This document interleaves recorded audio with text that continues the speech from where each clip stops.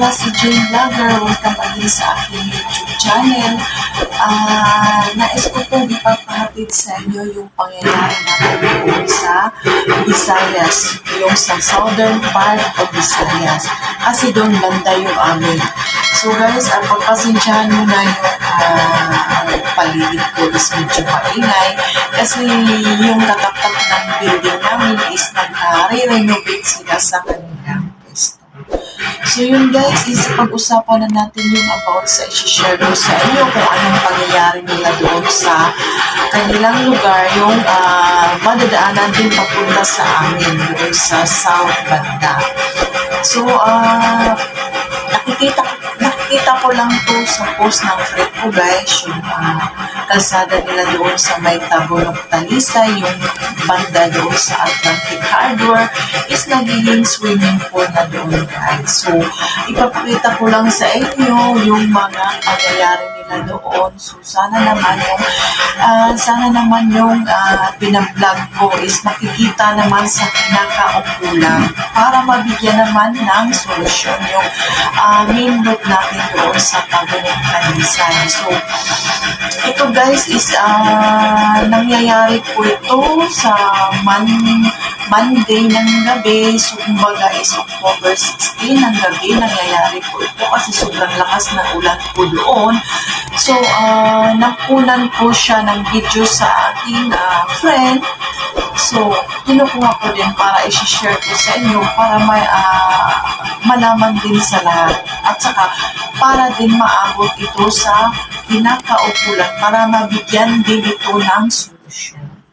So, ito po guys, yung hindi naman ito nag-force, hindi naman ako nag-ano sa kanila na pupusigihin na i-repair, pero sana naman po mabibigyan po ito ng solusyon. Kasi mahirap guys, kasi ito talaga yung pinaka-main road talaga sa ang kalsada papunta sa sa South Banda sa Visayas. So, dati po itong daanan po ito guys, yung problema lang po dito is traffic. Kasi ito, may overpass naman siya. So, kaya naging traffic kasi sobrang liit ng kalsada, hindi maluwag. Nagsisikipan ng papunta doon sa overpass. Kaya ngayon, nagdodubli-dubli na yung problema nila. Pero naman guys, hindi naman siya hindi na siya kagaya ng dati na sobrang sikip. So, maluwang naman siya ngayon guys. Kaso, pag umuulan, pag malakas ang ulan, yung tubig nasa kalsada naiipon. Kaya, sana naman kung mabigyan din ito ulit ng solusyon kung paano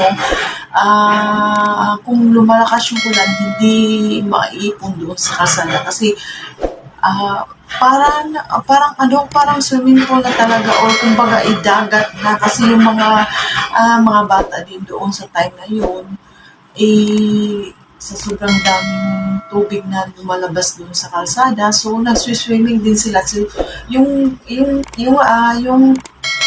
mga sasakyan na dumadaan, syempre hihinto din sila kasi may naglalaro ng mga residente doon sa ating banda sa may Tabunok Talisay, sa may Atlantic Harbor. So, papakita ko sa inyo guys yung video. So, ito po yung nangyayari dito sa screen ko, yung nangyayari. Titingnan nyo yun guys. So, yun. So, ganyan ang nangyayari guys. So, sana maabot naman ito sa kinakaukulan. Sana hindi na siya magganito yung problema. Kasi, tingnan nyo yung tubig parang nasa kalahati na ng sasakyan. So, kumbaga is, na siya, na overflooding na siya talaga. Kasi, may naman siya doon guys, is may ilog naman. Pero, siguro, hindi na siguro na yung tubig sa ilog kasi may harang na sa gitna ng kalsada. So, matingnan nyo naman yun guys, yung pinapakita ko na video. So, ayan siya. So, sana naman po mabigyan po ito sa kinakaukulan ng solusyon para hindi na siya magkaganito. So, once again, ako pala si Jane Vlogger. Sana yung itong video ko na nakakatulong sa inyo na dyan banda sa Tabulok Talisay sa may Atlantic Hardware, dyan siya parang naging dagat na yung kalsada doon. So, ako pala si Jane Vlogger. Sana nakatulong to yung video na pinapakita ko sa inyo na mag-aware tayo dyan. Sana naman po mabigyan ng solusyon. At pakishare naman, like ang YouTube ko para masusundan nyo yung mga ina-upload ko na video. So, salamat po. Thank you for watching.